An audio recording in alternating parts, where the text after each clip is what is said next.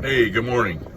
I'm Lonnie Watson, Task Force Concepts, and today we're going to talk a little bit about a favorite topic of mine, stolen valor. What is stolen valor? Stolen valor usually takes on probably two forms. The first one is the guy or gal, sometimes it's women now, that have never served a day in military service, and they go around and they make up these tales of daring do, and they make up this stuff about where they served in the military, and it's usually something about they were in a Ranger or Marine Recon or a Navy SEAL or Special Forces or something of that nature, and then they've never been in the military at all. I have a saying: nobody ever impersonates a truck driver. Nobody ever impersonates a mechanic. If someone tells you that they were a mechanic in the Army, they probably were.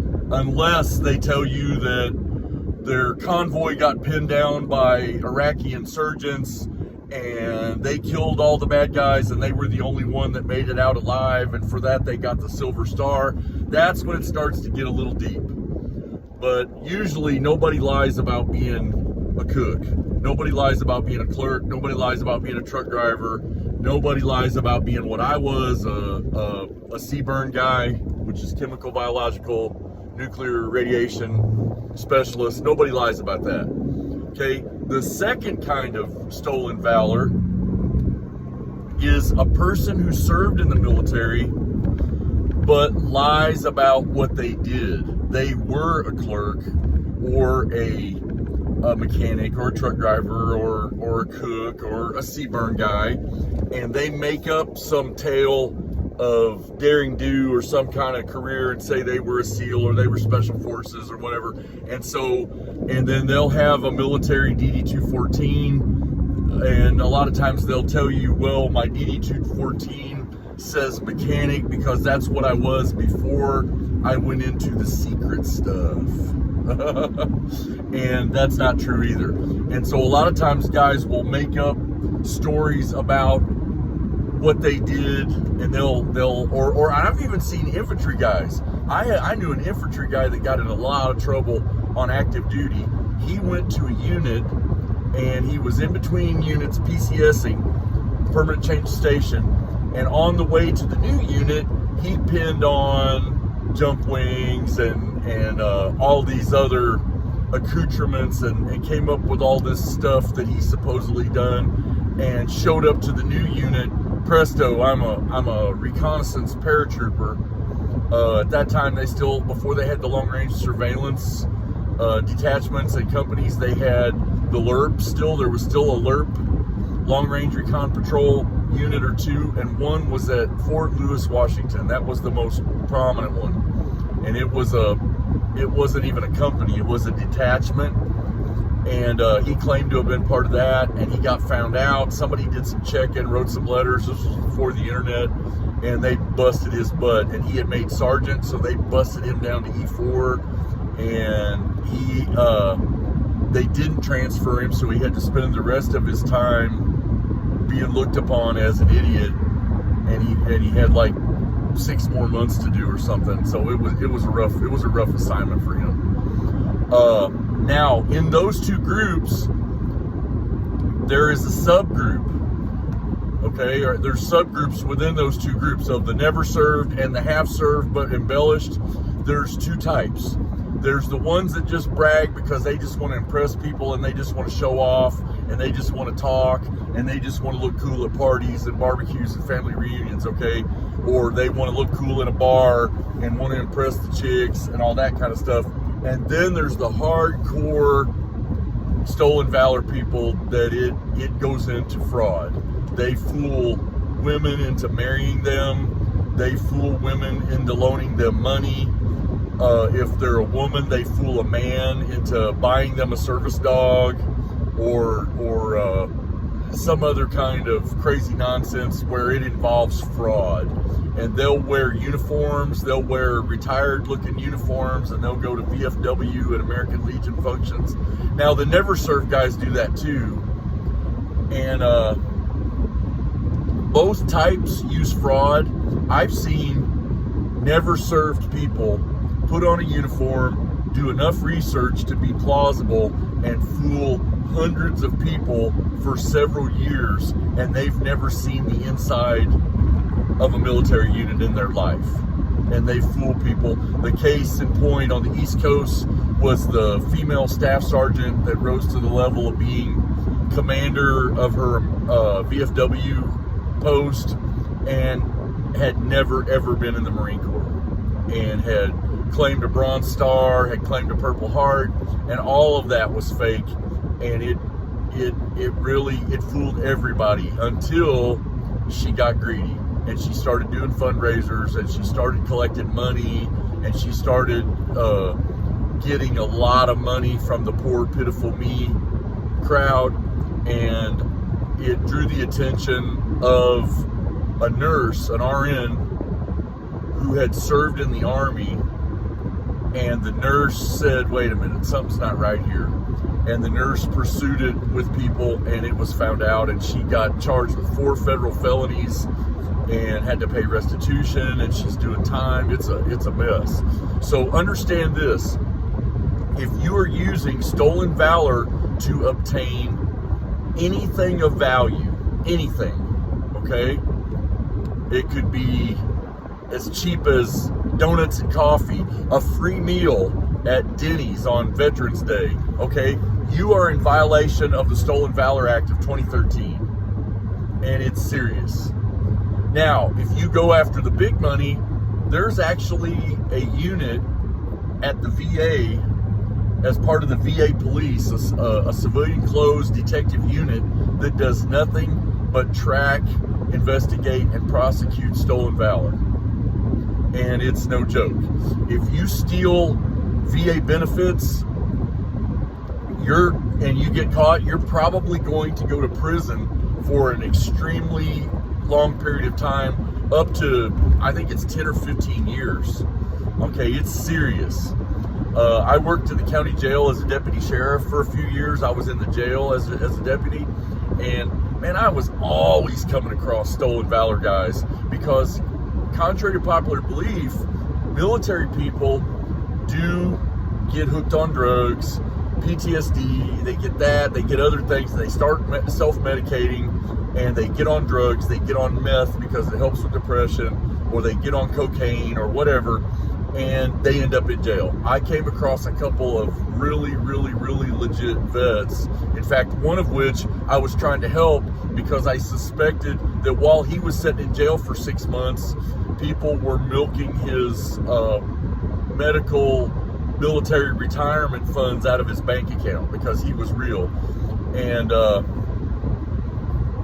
but I've had them, you know, I stump my toe on them all the time. They're because I do get real veterans in jail. The phonies will come in. I had a guy that claimed he'd been in SEAL class 356 or whatever, and I bounced it off a SEAL friend of mine, and he says, well, he's also a time traveler because that class hasn't began yet. That class isn't for another 3 years or something like that. So it was totally bogus. They do this, man. I mean, I'm telling you, they do it, and I've caught them. And I love it when I'm in jail, because when I'm in jail, if I work in jail, I'm not in law enforcement anymore, but when I worked in jail in the penitentiary, man, I own these people. I'm their officer. I'm either their unit deputy or I'm their unit corrections officer. And so when I catch these guys, the first thing I do is I out them. And oftentimes I'll do it in front of people, because then they lose all that street cred they had in jail, because a lot of them were using the Marine Recon and the Navy SEAL thing to keep other inmates off of them, to make them think they were dangerous, and it's to keep people off their back. I had one in the county jail recently. It's been about 4 years ago. He claimed to have made the combat jump into Grenada in 1983, which he was about the right age. He's about my age, in his late to mid 50s, and he claimed that he had jumped into Operation Urgent Fury in Grenada in October of 1983. Well, there's just one problem with that. It was not a big, giant mass combat jump like was done in Panama in '89. This was a select group of Army Rangers out of 1st Battalion and out of 2nd Ranger Battalion.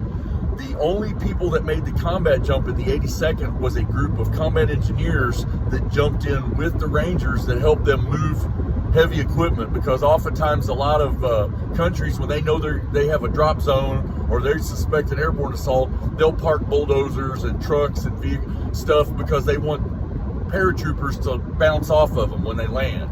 So these guys were responsible for moving heavy equipment off the drop zone. But beyond that, there wasn't really anybody else, to my knowledge, that jumped. Now, let's say, for instance, he had been one of the ones to jump. I said, "What unit were you in?"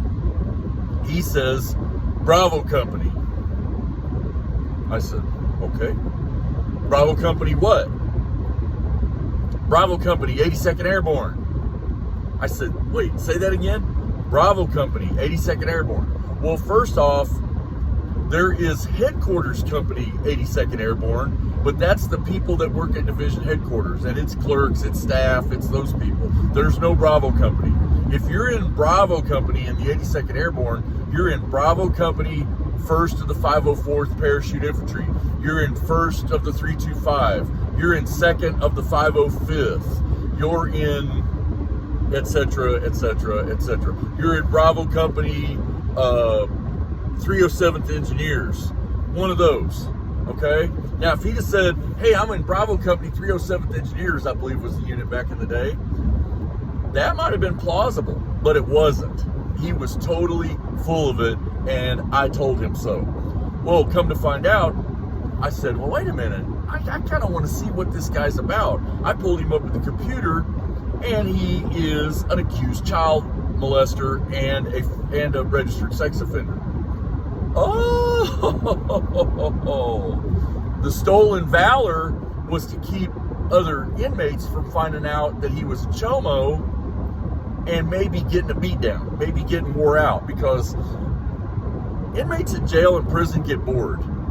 And while they're getting bored, they oftentimes want to point the finger at other people, because people that are doing wrong want to point the finger at other people doing wrong, because it makes them feel less wrong.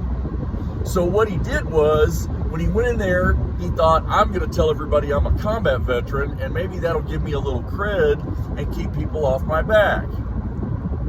Well, it backfired, because he had a 21-year Army veteran who was Jumpmaster qualified, who was stationed at Fort Bragg for 2.5 years and other places, and I saw through his BS.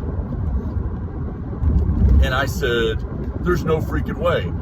And there was also other people there that realized he wasn't real. And so, as they say, the jig is up. So I don't know what happened to him, but I shut him down.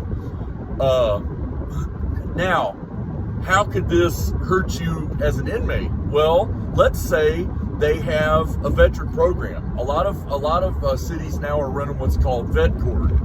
And what it is, it's a way to try to keep combat veterans out of jail and prison by assigning them to special lockups where they get the help they need. They go to vet court, and sometimes they let them out with an ankle bracelet, or they put them on probation, or they let them out and they're attending drug court or one of those other things. And so they go to vet court, and basically it takes into consideration the hard work and the sacrifice they made for this country, and the fact that their drug abuse or their DWI or their domestic violence or whatever it was they committed was probably related to their military service and what's going on in their tortured psyche, and they give them a break.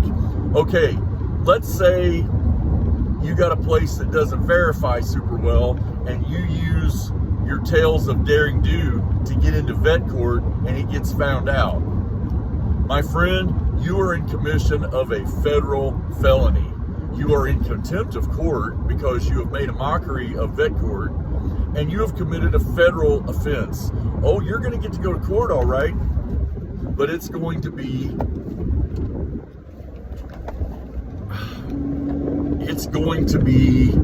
federal court, and you're probably going to do some time. So don't do it. And then the other one that's so sad is the one that bilks the significant others out of their life savings. A guy that comes to a woman as a Navy SEAL and says that his VA claim is being held up and he's waiting on a windfall, and if he can just borrow $25,000 so he can buy this business he's trying to buy this new home or whatever, man, baby, I sure appreciate it, and I'll pay you back as soon. My case is pending, and as soon as I get my money, I'll drop it right in your bank account, etc., etc., etc. Chances are he's probably sleeping with her. He's, they tend to target divorcees, women that have already had a bad picker. A lot of times, they don't tend to target women that are ex-wives of military, because that's too easy to figure out.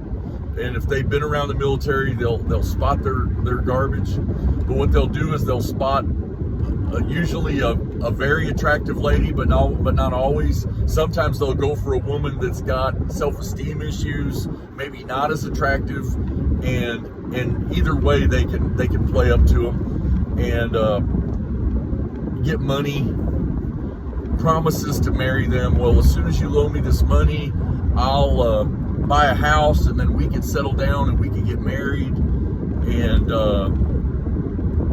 most of the time it isn't true. I mean, it's just not true. There's no windfall. They're ripping them off. It's a rip-off, total scam. And unfortunately, it happens a lot. People use stolen valor to get security and law enforcement jobs with security companies and police departments. And now that everybody's hip to it, they ask for a DD-214, which is your discharge, your official discharge paperwork. Your honorable discharge that hangs on the wall, suitable for framing, is not what they want to see. They want to see that DD-214 that shows you have an honorable discharge, you completed your service, and that you're eligible to be hired.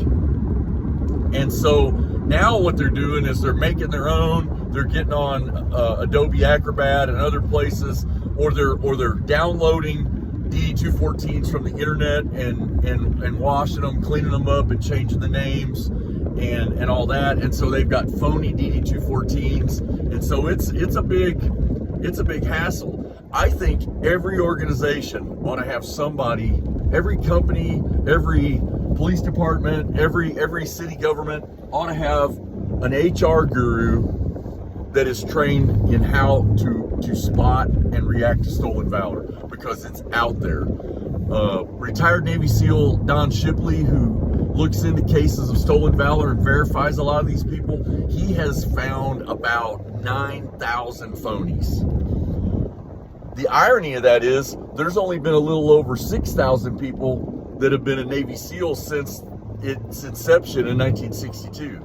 So there's actually more people claiming to be SEALs than have ever been SEALs. So it's a huge problem.